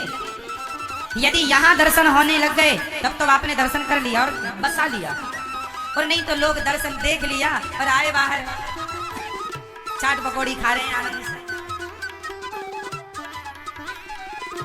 एक सज्जन बोले, महाराज जी हम तो वृंदावन घूमने आए हैं। तो भाई साहब क्या वृंदावन घूमने की जगह है? वृंदावन घूमने नहीं, वृंदावन तो बिहारी जी का दर्शन करने आना चाहिए। बिहारी जी से मिलने आए। घूमने के लिए तो आपके नगर शहर में बहुत सारे पार्क हैं, वहीं घूम लिया करो। बहुत सारी चीजें देखने सुनने, वहीं घूमना तो वहीं हो जाएगा। ये दर्शन के लिए, घूमने की जगह ये नहीं। भाव बदलना सीखो। भगवान, जैसे आप जगन्नाथ जी जाएं, जगन्नाथ भगवान को देखें, ऐसे देखें कि भगवान मंदिर से निकलकर आपके मन मंदिर में आके बैठ जाए। रंगनाथ जी को ऐसे देखो कि वो मंदिर से निकल के मन मंदिर में, तिरुपति बाला जी को ऐसे देखो कि मंदिर से निकल के वो मन मंदिर में बैठ जाए, तब तो दर्शन है। तो ऐसा दर्शन करना चाहिए मुझे। अब आदमी, आजकल लोगों को आंख बंद इसलिए होती है, सब मांगना है ना जल्दी जल्दी। हे भगवान बहू के बेटा हो जाए, बेटे की नौकरी लग जाए, सब काम अच्छा हो जाए, काम रुका पड़ा सब अच्छा हो जाए। हो गया दर्शन, चलो भैया हो गया, चलो दर्शन हो गया बिहारी जी का। मतलब ये मांगना नहीं छूटा है। भगवान बिहारी जी आए हो तो भाव यही हो, बिहारी जी से बात करो, पूछो प्रभु आप ठीक हैं, बस आपका दर्शन हो गया। हमारा उद्देश्य कुछ मांगना ना हो, हे नाथ हम तो आपसे मिलने, आपका दर्शन करने आए हैं। बस आप यूं ही मेरे मन मंदिर में बसे रहें। जब भी आंख खोलूं, जब भी आंख बंद करूं, बस हर जगह आप ही आप हो। आंख खोले तो श्री कृष्ण दिखें, आंख बंद हो तो श्री कृष्ण दिखें। श्री सूत जी महाराज ने कहा भक्ति बढ़े, भक्ति कथा सुन के बढ़ेगी और ज्ञान भी बढ़ेगा। इसलिए जरा सा ज्ञान भी हो, ज्ञान भक्ति का हो, कैसे भक्ति करें। ये ज्ञान जो हमने दिया ये ज्ञान ही है कि भगवान को मन मंदिर में बसाओ, ये ज्ञान ही है। और जरा सा ना बुढ़ापे में वैराग्य होना चाहिए। आप लोगों के अंदर वैराग्य जागा कि नहीं? कुछ कुछ मैं ये बताओ, जागा है? मैया, ओ मैया, ओ चश्मा वाली मैया, यहाँ वहां यहाँ कहाँ देख रही है मेरी माँ? लो फोन पे बात चल रही है, सुनो। अच्छा ध्यान से, वैराग्य जरूरी है। वैराग्य का मीन अर्थ है त्याग। एक बार क्या हुआ, देखो त्याग ना होने से क्या होता है। एक मैया जी माला जपने बैठी अपने घर में, अपने घर में माला जप रही, भक्त है ना, भक्त माला जप रही है। श्रीमन्नारायण श्रीमन्नारायण श्रीमन्नारायण श्रीमन्नारायण जाप कर रही, नाम जब चल रहा है श्रीमन्नारायण श्रीमन। तभी देखा क्या कि बिल्ली आ गई। अब माला चल रहा है, ध्यान कहाँ, श्रीमन्नारायण श्रीमन्नारायण श्रीमन्नारायण। बिल्ली भगा रही है मैया, पर बिल्ली गाय को भगे, बड़ी ढीठ है। अब बिल्ली नहीं भगी, वो चूल्हे में चढ़ा था दूध, मतलब गैस चालू नहीं थी, चढ़ा बस था, दूध बढ़िया था, अभी लिया था। अब बिल्ली गई, अब बहू की सास की माला श्रीमन्नारायण। अब बहू को आवाज लगा रही, बहू कहाँ, पर बहू तो पंचायत में लगी पड़ोसन से, और ये माला जप रही है। देखो माला चल रहा है, श्रीमन्नारायण श्रीमन्नारायण श्रीमन्नारायण। कुछ दिखानी तो वहां लोटा थान के पास, पीतल वाला लोटा जिसमें जल चढ़ाती थी भगवान जी को, वो लोटा उठाया, बिल्ली को बिल्ली भागे नहीं, इसने दिया एक वहीं बैठ, ना चल रहा है श्रीमन्नारायण से, तो जोर से लोटा मारा, बिल्ली के माथे पे जाके लगा, बिल्ली मर गई। माला चल रहा है इनका, श्रीमन्नारायण श्रीमन्नारायण श्रीमन्नारायण। लो भैया हो गई माला। ये क्यों हुआ, इस क्यों का उत्तर कौन देगा? ऐसा क्यों हुआ? कमी क्या थी? कमी क्या थी? कमी थी त्याग की। जब भगवान से रिश्ता जोड़ो तो थोड़ी, जितनी देर तुम जाप कर रहे हो, जितनी देर ध्यान लगा, उतनी देर के लिए संसार से मन हट जाए, उतनी देर। हम नहीं कहते कि तुम 1 घंटे तक माला जपो, हम नहीं कहते कि तुम 10 मिनट तक माला जपो। हम कहते हैं यदि तुम 5 मिनट भी भगवान के लिए बैठे हो तो फिर 5 मिनट वो भगवान के ही होने चाहिए। उन 5 मिनट में दुनिया ना घुस जाए, दुनिया का काम ना जाए। 5 मिनट ही सही, पर संसार को भूल जाओ। 5 मिनट के लिए मर जाओ संसार के लिए, केवल भगवान के 5 मिनट के लिए हो जाओ। विडंबना तो ये है कि हम 5 मिनट के लिए भी भगवान के हो नहीं पाते। त्याग नहीं है। अरे बिल्ली चलो दूध पी रही है, दूध पी लेगी और क्या, हम अपना ध्यान क्यों भटकाएं भगवान से? बिल्ली ही तो है। कुल मिला के कमी है सिर्फ त्याग की। क्या नहीं है मेरी माँ? त्याग नहीं है। आजकल आदमी के अंदर त्याग नहीं होता जरा सा, इसलिए थोड़ा त्याग होना चाहिए आपके, जिसे वैराग्य भी कहते हैं। थोड़ा संसार से हटो मैया, त्याग। एक सज्जन 7 दिन कथा सुने, 8वें दिन जब जाने लगे तो उनकी चप्पल जूते चोरी हो गए। बेचारे बहुत रोए। महाराज 6000 के लिए थे यहाँ आने के लिए वृंदावन, लो जा रहे हैं, चप्पल नहीं है, नंगे पांव जा रहे हैं। 7 दिन खूब कथा सुनी, 7 दिन बाद रोए, पर किसके लिए? चप्पल इतना रो, भगवान के लिए रो लिए होते तो भगवान मिल जाते। क्यों? आदमी के अंदर क्या नहीं है? त्याग नहीं, त्याग नहीं। इसलिए हम कहते हैं वृंदावन जब भी आया करो तो चप्पल जूते तो बिल्कुल सस्ते से सस्ते लाया करो। जाए तो गम नहीं, क्योंकि भीड़ में तो जाएंगे ही आप, या फिर गोद में लेके बैठो। एक मैया गोद में लेके बैठी चप्पलों को, या फिर ये तरीका है। इसलिए सस्ते से सस्ता। अब कई लोग वृंदावन आते हैं, मोटी मोटी चैन पहन के आ जाते हैं सोने की, और बाद में आते हैं, आओगे पर यहां से जाएगी नहीं। इसलिए कह रहे हैं चैन वैन घर पे रख के आओ। अब एक मैया आई 3-4 तोले की चैन पहन के, और फिर भीड़ में, तो भीड़ में चोर बड़े एक्टिव रहते हैं, जहां लोग ज्यादा वहां चोर ज्यादा, चोर बड़े एक्टिव। या फिर गिर गई या किसी ने छीन, अब लगी मैं महाराज 4 तोले की चली गई, 4 तोले की। वृंदावन आओ तो भगवान के लिए आओ, भगवान के बनकर आओ। तन का कोई श्रृंगार करने की जरूरत नहीं। यहाँ तो मन से रीझते हैं हमारे कन्हैया, यहाँ सोना चांदी हीरे मोती से वो रीझते नहीं है। यहाँ तो बिल्कुल सामान्य साधारण, जितने सरल जितने सिंपल बन के आओगे उतना अच्छा। गंगा जी जा रहे हो तो बाल्टी खाली लेके जाना पड़ेगा कि भर के? खाली जाएंगे तो भर के लाएंगे, ऑलरेडी भर के आओगे तो फिर यहाँ से कहाँ ले जाओगे, इसलिए खाली खाली होके आओ। सब खाली घर की चीजें घर पे छोड़ के आओ, सोना चांदी, बड़े महंगे महंगे जूते चप्पल, अपना एटीट्यूड, अपना अहंकार, अपना घमंड सब घर के में रख के आना चाहिए। और यहाँ तो खाली होके, ताकि ज्ञान से, भक्ति से, वैराग्य से चित्त भर जाए, मन भर जाए। खाली होगा तो भरने की संभावना, ऑलरेडी भरा, कहां से भरेगा? खाली हो जाओ। गुरु की शरण में जब भी जाओ खाली होके जाओगे तो भर के आओगे, भरे जाओगे। इसलिए खाली होना, फिर ज्ञान से, वैराग्य से भर जाओ। और आपके अंदर जरा त्याग होना जरूरी है मेरी मां। क्या होना जरूरी है? त्याग। अब जैसे आप वृंदावन में आए हैं और चश्मा लगा के बिहारी जी का दर्शन करने गए तो चश्मा ले जाएगा मंदिर। अब आप महाराज चश्मा ले गया, ले ही जाएगा। वृंदावन के बंदर कहते हैं चश्मा लगा के दुनिया बहुत देखी है, यहाँ तो उतार ये वाला भक्ति वाला यहाँ लगा, इसलिए वो ले जाता है। एक कांच वाला निकालो और भक्ति का चश्मा लगा के फिर वृंदावन का दर्शन करो, इसलिए यहाँ का बंदर चश्मा भी ले जाता है। बचा के रखी हूँ, बाद में ये मत कहना किसी ने कहा नहीं, हमने कहा। अभी नहीं उतारो, अभी नहीं भगवान, अभी नहीं उतारी, अभी तो पहने रहो। जब बिहारी जी वगैरह जाए आप तब उतारी, यहाँ नहीं आएगा, यहाँ तो पहन के रखिए, अभी नहीं उतारने की जरूरत है। हम बता रहे हैं, आप लोग आए हैं तो समझा दें यहाँ के नियम कानून, कि यहाँ के तो बंदर भी ज्ञानी है। तो त्याग जरूरी है। मन 5 मिनट ही सही पर पूरा भगवान में लगे। तो भगवान की ऐसी महिमा है कि एक बार नारद जी, एक बार देवराज इंद्र भागवत सुनने आए यहाँ। भागवत जी की देखो महिमा क्या है। इंद्र आए, सुखदेव जी ने कहा आप भागवत जी के अधिकारी नहीं, चले गए। 7 दिन में परीक्षित की सदगति होगी भागवत सुन के। अब आप कहेंगे महाराज जी भागवत सुनने से सदगति हो जाती है? हाँ जी, मैं आपसे 7 दिन बाद बात कर लूंगा।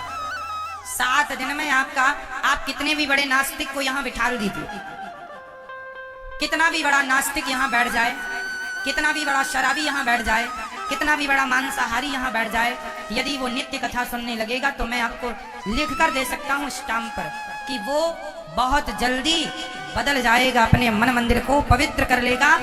भारत में लाखों, हजारों नहीं मेरी माँ, लाखों लोग ऐसे हैं जो ये दास अनिरुद्ध के द्वारा भागवत सुनकर शराब छोड़ चुके हैं। लाखों लोग मांस छोड़ चुके हैं। भारत के लाखों बच्चे कथा सुन के अपनी माँ और अपने पिता की सेवा करने लग गए हैं। ये कथा का असर है, प्रभाव है, बदलाव। प्रश्नोत्तरी जब होती है तो आप लोग सुनते होंगे, यहाँ भी 7:15 बजे आज भी प्रश्नोत्तरी होगी। यूट्यूब पर आप अनिरुद्धाचार्य जी डालिए, चैनल यूट्यूब पर खुल के आएगा अनिरुद्धाचार्य के नाम से, प्रश्नोत्तरी होगी, आप सुनिएगा। लोग अपनी अनुभव कथा के बाद पर शेयर करते हैं, कितनों का जीवन बदला है प्रश्नोत्तरी में आप सुन सकते हैं। लोग अपने जीवन के बदलाव को बताते हैं, अच्छा लगता है कि चलो हम किसी के काम तो आ रहे हैं। कितने ऐसे लोग हैं जो आत्महत्या करने जा रहे थे, पर कथा सुनकर के उनका जीवन बदल गया और वो एक अच्छा जीवन जी पा रहे हैं। डिप्रेशन में थे, उबर गए। कथा का ये प्रभाव है, चमत्कार है मेरी माँ। इसलिए कथा लोक परलोक दोनों को संवारती है। अब आप कहें महाराज जी कैसे, तो सुनो। पुराने जमाने में मैंने एक बार देखा, एक आदमी को सांप ने डस लिया, तो डसने के बाद उस आदमी को लोगों ने एक झाड़ने वाले के पास ले गए, जो कि बहुत अच्छे से सांप का मंत्र जानता था और सांप के मंत्र को पढ़ करके वो झाड़ कर सांप का जहर उतार दिया करता था। पहले के जमाने में ऐसे लोग होते थे जो सांप का जहर उतार देते थे। हाँ, अच्छा यदि परफेक्ट था तो वो उतार देता था, ये बिल्कुल रियल है, हमने देखा है इसलिए विश्वास है। जो अध कचरे थे वो तो और मार डालेंगे, लेकिन जो सांप का जहर उतारने का मंत्र जानता था ना, वो झाड़ तो बिल्कुल उतर जाता था। ये सत्य है। एक आदमी को सांप ने डसा, मंत्र पढ़ने वाले मंत्र पढ़ते और मंत्र से उसका सारा जहर उतार दिया, वो आदमी ठीक हो गया। हमने उससे पूछा क्यों जी, इसने क्या मंत्र पढ़ा, कुछ समझ में आया? बोले कुछ समझ में नहीं आया। मंत्र क्या पढ़ा गया, कुछ समझ में नहीं आया, पर जहर उतर गया, ये समझ में आ गया। उसी प्रकार भागवत के 18,000 श्लोक वही मंत्र है। आपकी भले समझ में कुछ ना आए, पर जन्म जन्म के पापों का जहर भागवत से ही उतरेगा और कोई साधन नहीं। जो हमने पाप किए हैं कैसे धुलेंगे? केवल श्रीमद् भागवत केवल कथा की गंगा में डुबकी लगाकर धुलेंगे। गंगा दो प्रकार की है, एक भागीरथी गंगा, एक भागवती गंगा। भागीरथी गंगा भगवान के चरणों से निकली है, जो गंगोत्री से निकलकर गंगा सागर जाती है, वो भगवान के चरणों से निकली है। और ये भागवती गंगा है, ये भगवान के मुख से निकली हुई गंगा है। इसलिए उस गंगा से, इस गंगा की महिमा अधिक है। उस गंगा में जो स्नान करेगा, वो गंगा किसी के घर नहीं जा सकती चलकर, पर ये गंगा तो सबके द्वारा जहाँ जहाँ जो सब श्रद्धा भाव से बुलाए, ये गंगा वहां भी जाए। और ये गंगा जहाँ जहाँ लोग सुने, जैसे टीवी के द्वारा या प्रत्यक्ष यहाँ जो जो सुने, गंगा जो नहाएगा, उस गंगा स्नान से केवल उसी व्यक्ति का उद्धार होगा जिसने गंगा स्नान किया है। पर भागवत की गंगा को सुनकर, इसे समझकर 21 पीढ़ी तर जाती हैं। जो भागवत का अनुष्ठान कराता है उसकी 21 पीढ़ी तरती हैं। तो ये भागवत जी की महिमा, भागवत जी की महिमा सभी पुराणों में, वेदों में सर्वश्रेष्ठ महिमा भागवत जी की। इसलिए परीक्षित को भागवत ही सुनाई गई, धुंधकारी को भी भागवत ही सुनाई गई। जब परीक्षित को कथा सुनकर मुक्ति मिली, स्वर्ग में इंद्र ने तराजू बांधकर तौला, भागवत जी का पलड़ा भारी। एक बार नारद जी समस्त तीर्थों का भ्रमण करने निकले। कहाँ कहाँ? पुष्करम चा प्रयागम चा काशीम गोदावरीम तथा। नारद जी समस्त तीर्थों में गए, शांति पाने पर शांति कहीं नहीं। पुष्कर, प्रयाग, काशी, गोदावरी सब ना पश्यम पुत्र मिच्छरमा मनः संतोष कार्यक्रम, कहीं शांति नहीं। वृंदावन आए नारद जी, यहाँ भक्ति महारानी उदास। तब नारद जी सनकादियों से कहते हैं कैसे काम बने? बोले भागवत सुनाओ। सनकादियों के द्वारा, सनक सनंदन सनातन सनत कुमार के द्वारा भक्ति महारानी को हरिद्वार में जब भागवत श्रवण कराई गई, तब भक्ति का भी दुख दूर हुआ इस भागवत से, ज्ञान का भी दुख दूर हुआ और वैराग्य का भी दुख दूर हुआ भागवत से। ये बात भागवत जी में ही लिखी है।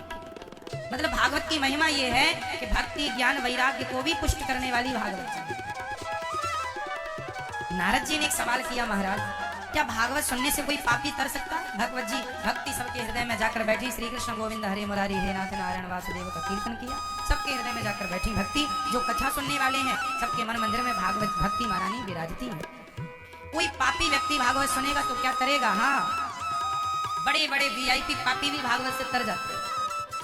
कितना भी बड़ा पापी क्यों ना हो, सब तर जाते हैं। छोटे पापी, बड़े पापी, वीआईपी पापी, सब प्रकार के पापी हो, सब पापी तर जाते हैं भागवत से। कोई तरा? हाँ तरा। एक कथा सुनाए, सुने। तुंगभद्रा नाम का एक नदी थी, उस नदी के किनारे एक गांव था उत्तमपुर। उस गांव में पंडित जी रहते थे। कहानी हमारी और आप सबकी सुनो। एक पंडित जी थे, आत्मदेव उनका नाम था। उनकी पत्नी का नाम था धुंधली।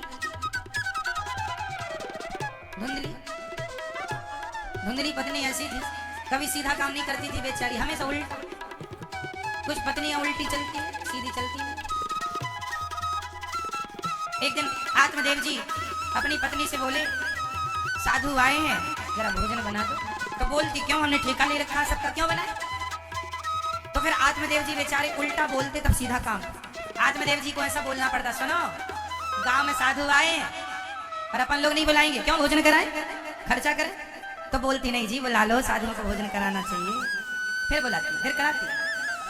और डायरेक्ट कहो कि संतों को भोजन बुला करा दें, ठेका ले रखा सबका, नहीं कराती।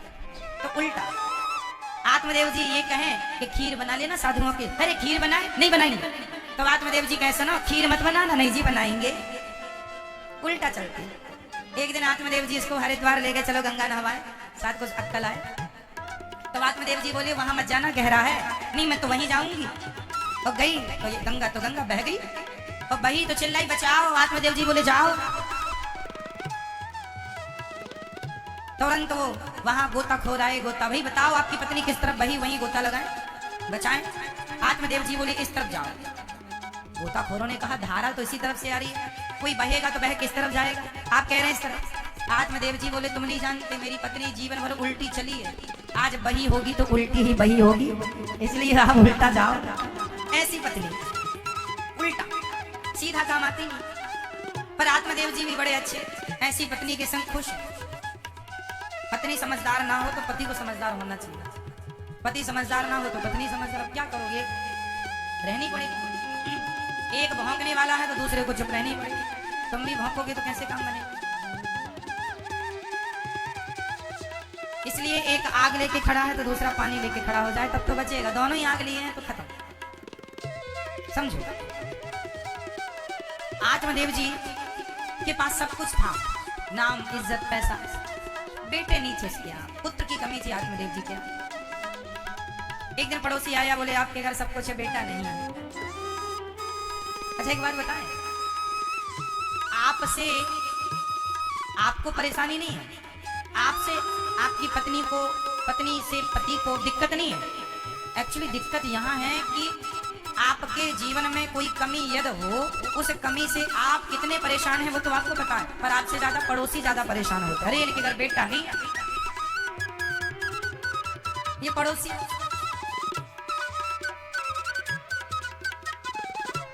कैसे है? जब भी आए, क्यों बहू के कुछ है? कुछ नहीं। अरे राम राम, कुछ नहीं। फिर महीने भर बहू के है कुछ नहीं। लो ये 4 साल हो गए बहू के कुछ नहीं। अब यहाँ का देखो सब ले लिया, जानकारी, इंफॉर्मेशन इकट्ठी कर ली, पड़ोसन सुनो फलाने की बहू के 4 साल हो गए।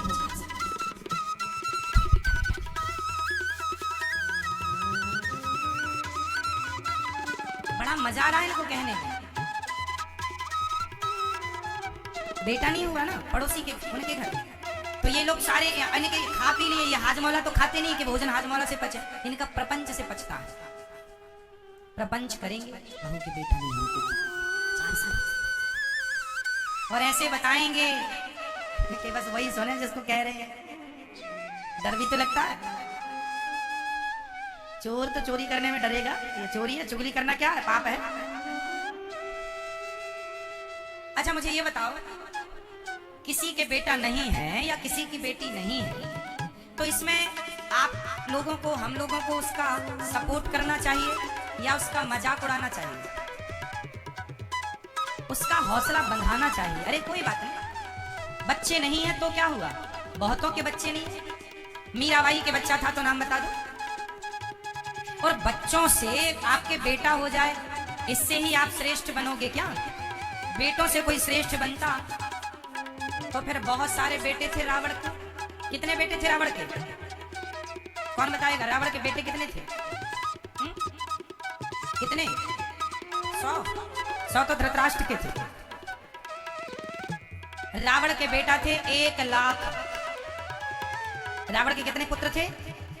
1 लाख। एक कहावत है ना, 1 लाख पूत 1.25 लाख नाती, जिसके घर पर दिया ना बाती। जिसके घर में 1 लाख बेटा और 1.25 लाख नाती थे, उसके घर में कोई दिया जलाने वाला नहीं बचा। 1 लाख पूत 1.25 लाख नाती, जिसके घर पर दिया ना बाती। तो 1 लाख बेटे रावण के थे, तो 1 लाख बच्चे पाके कौन सा महान हो गया वो?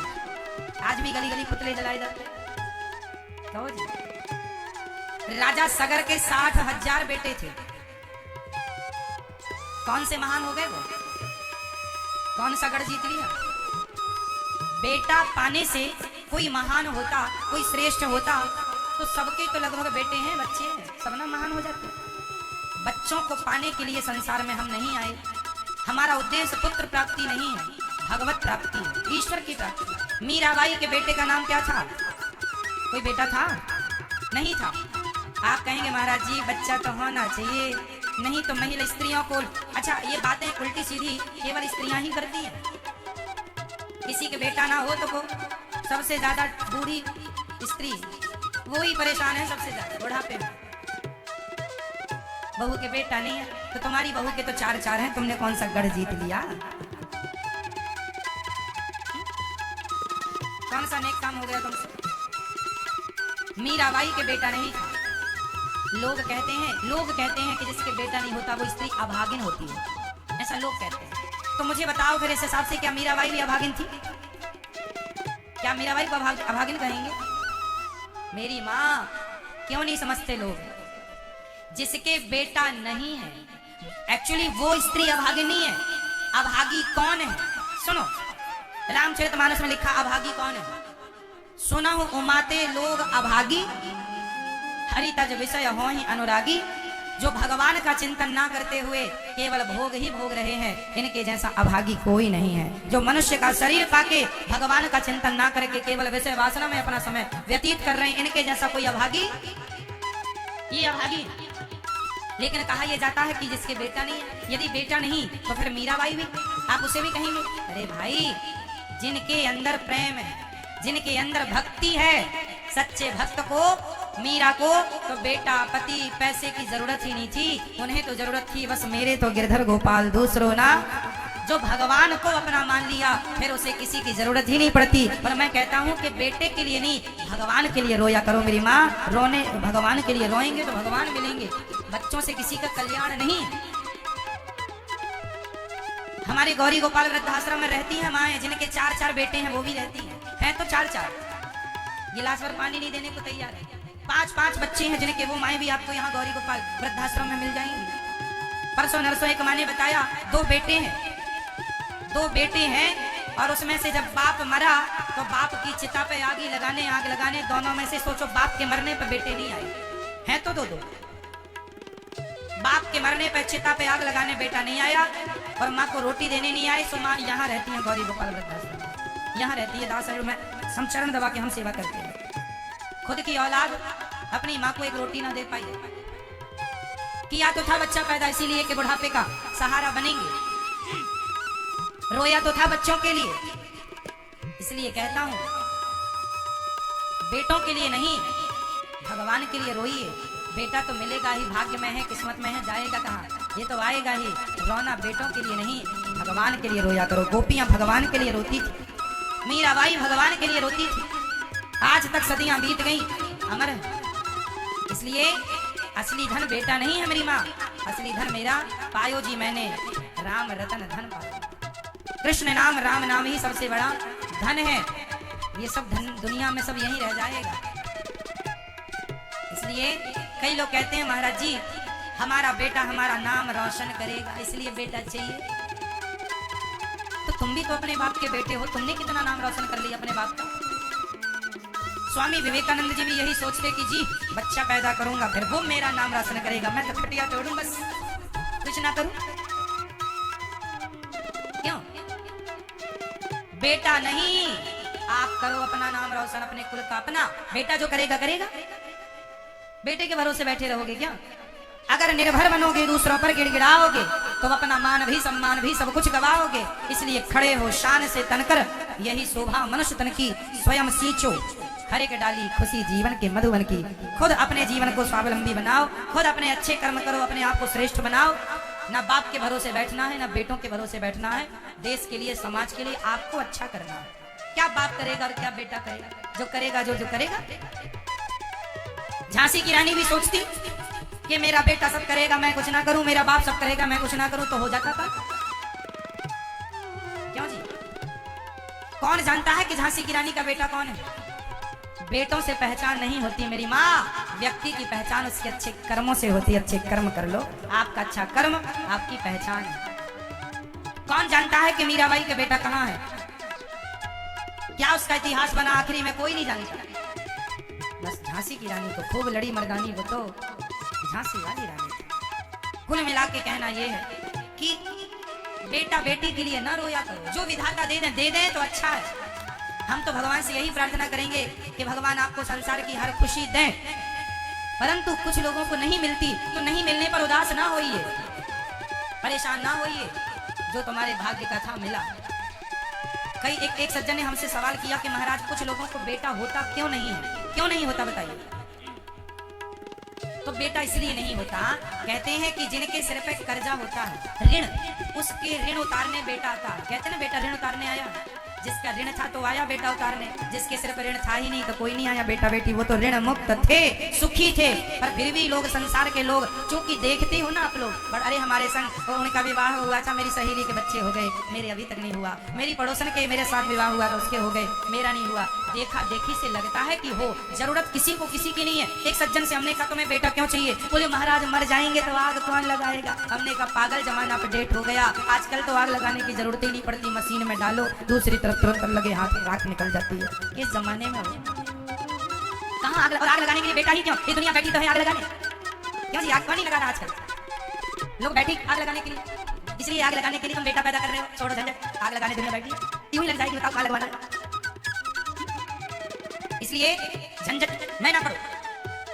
कई लोगों के बच्चे नहीं होते तो वो गोद ले लेते हैं, किसी जगह से एक बच्चे को गोद, एक सज्जन बोले महाराज हमने एक बच्चे को गोद ले लिया, सारा धनों से दे दिया, उसने लात मार के घर से निकाल दिया, रो रहे हैं महाराज। भगवान ने तुम्हें सुखी बनाया था, पर तुम्हारी होशियारी ने फिर तुम्हें दुखी कर दिया, क्या करें? भगवान ने सुखी बनाया था, झंझट से दूर रखा था, फिर भी तुम उलझ गए, क्या करें? भगवान तुम्हें दुखों से, भगवान को अपना बना लो, उनके श्री चरणों में समर्पण कर दो। वो मेरे हैं, संसार मेरा, कैसे हो जाएगा भाई? आत्मदेव जी घर से निकल गए, जब बड़ा ताना दुनिया ने दिया। संत जी से कहा मुझे पुत्र चाहिए, जंगल में एक महात्मा ने फल दिया, कहा कि जाओ पत्नी को खिलाना पुत्र होगा। खिलाया तो सही, किया तो सही, पर पत्नी धुंधली ने खाया नहीं, उल्टी चलती। गाय को खिला दिया, गाय को एक सुंदर सा बच्चा हुआ। उस सुंदर से बच्चे का नाम रखा उनकी बहन, गाय को बच्चा हुआ गौकर्ण, धुंधली की बहन को बेटा हुआ, सो बेटा पैसों से खरीद लिया। धुंधकारी बड़ा दुष्ट और आत्मदेव जी गौकर्ण जी बड़े दिव्य पंडित सुंदर। धुंधकारी बड़ा हुआ, बड़ा शराबी बना, बड़ा जुआड़ी बना, बड़ा गंदा रास्ता अपनाया और गलत रास्ते पर पिता का सारा धन तबाह कर दिया, बर्बाद कर दिया। एक दिन पिता को मारता है धुंधकारी, पिताजी बताओ कहाँ तुमने पैसा गड़ा रखा? आत्मदेव जी ने कहा बेटा बचा ही क्या, सब तो नष्ट कर दिया तुमने, बहुत मारा। धुंधकारी अपने पिता को क्या करता है? मारता। क्यों मार रहा? इनकी किस्मत में तो भगवान ने बेटा दिया ही नहीं था, पर यही रो रो के हमें बेटा चाहिए। संत जी ने मना किया, बेटे बेटे के चक्कर में नहीं जी चाहिए, जो तुम्हारे भाग्य में नहीं है उसकी जितना करो, वो इसलिए नहीं है कि उससे तुम्हें सुख मिलना ही, मिल भी जाएगा तो सुख नहीं मिलेगा। मिल तो गया। धुंधकारी लाठियां मार रहा, रो रहे हैं, जब नहीं था तो ये अच्छा था। एक आदमी जल्दी समझता भी नहीं है, बिना भगवान की जब तक कोड़े ना पड़े समझ नहीं आता, सीधी बातें समझता नहीं आता। समझा रहे हैं भाई चक्कर में ना पड़ो, ना उलझो, ना जिद करो, नहीं थी चाहिए। भगवान की मर्जी में खुश रहो, तेरी मर्जी का मैं हूँ, भगवान की मर्जी, देना है दो, नहीं देना मत। तेरे फूलों से भी प्यार, तेरे कांटों से भी प्यार, जो तू देगा सब अच्छा। हमें यही नहीं कि यही मिले ना, कामना नहीं। श्री आत्मदेव जी की खूब पिटाई हुई, धुंधकारी ने मारा, रोने लगे, तब गौकर्ण जी ने ज्ञान दिया, पिताजी न चैन्द्रस्य सुखम किंचित न सुखम चक्रवर्तिनः। राजा को सुखी नहीं देखा होगा आपने। सुख कौन? जिनके अंदर त्याग है, तपस्या है, सुखी है। त्याग तपस्या नहीं वो लोग। अच्छा बताइए सुखी होने के लिए क्या चाहिए? आप ही बता दो। बहुत सारा पैसा चाहिए सुखी होने के लिए? बोलो भैया। सुखी होने के लिए बहुत सारा धन नहीं, धनी लोग बहुत दुखी हैं, जिनके पास है वो कहाँ सुखी है। सुखी होने के लिए त्याग चाहिए। क्या चाहिए? त्याग और तपस्या। सत्संग करो, भगवान से प्रेम करो और संसार से अनासक्त रहो। आसक्त नहीं, हटके रहो, सटके नहीं, तब सुख रहेगा।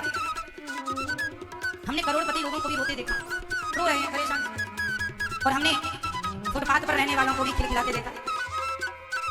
बताइए करोड़पति महलों में रह के भी दुखी है और एक आदमी अपने फुटपाथ पर रह के भी सुखी है। तो सुखी सुख धन से आता होता तो धनी लोग सुखी होते। धन से सुख नहीं है, सुख तो है त्याग से। जो जितना बड़ा त्यागी होगा उतना सुखी होगा, और जितना आसक्त होगा संसार से अटैच उतना ही परेशान। गौकर्ण जी ने समझाया पिताजी आप पुत्र से अधिक अटैच थे, जुड़े थे, इसलिए आप दुखी हैं। आप पुत्र से हट जाइए, ये बेटा आपका नहीं है। पत्नी पुत्र परिवार कुछ नहीं, ईश्वर आपके मन लगा। देहेस्थ मांस उदरे, शरीर हमारा मांस का एक टुकड़ा। हमारे शरीर में मांस के अतिरिक्त क्या? जैसे चमड़ी पर लोग आसक्त हो जाते हैं, स्त्री और पुरुष की चमड़ियों पर। इस चमड़ी को जरा सा फाड़ कर देखो अंदर क्या भरा है, कोई देखना भी पसंद नहीं करेगा, इतना गंदा आपका शरीर। हम सबका शरीर कौन सा अमृत भरा भाई बताइए। शरीर में कितना दुर्गंध भरी पड़ी है। चमड़ी हटाकर देखिए जरा क्या भरा पड़ा है, कोई देखे छूने को तैयार नहीं होगा। लेकिन पता नहीं शरीर की ईश्वर ने क्या माया बनाई है। सबको पता है सब व्यर्थ है, बेकार, फिर भी उसी के पीछे पड़े। सब पता, सब पता होने पर भी जाएंगे उसी तरह।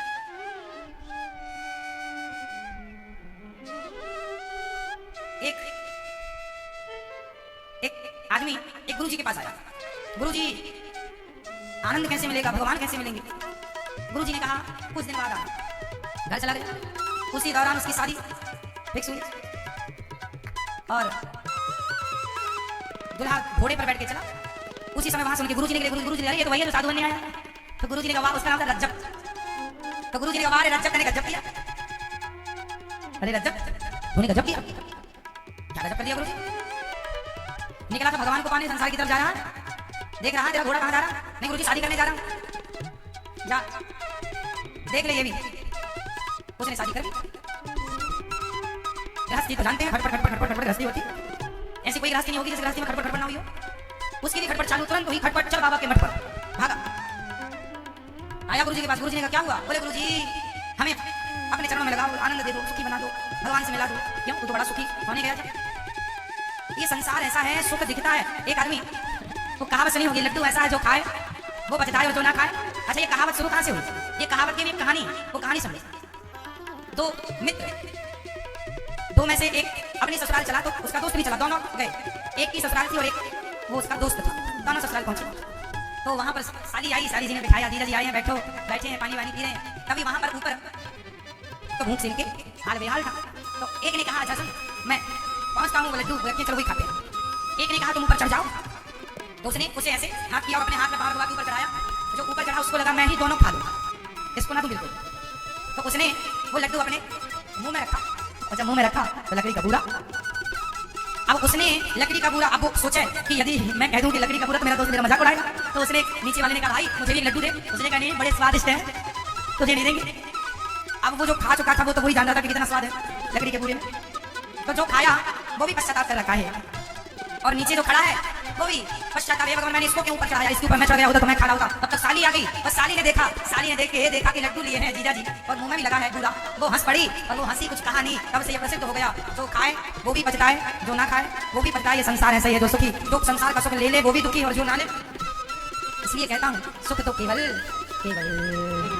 मिलता है सच्चा, सुख केवल भगवान तुम्हारे चरणों में मिलता है सच्चा, सुख केवल भगवान तुम्हारे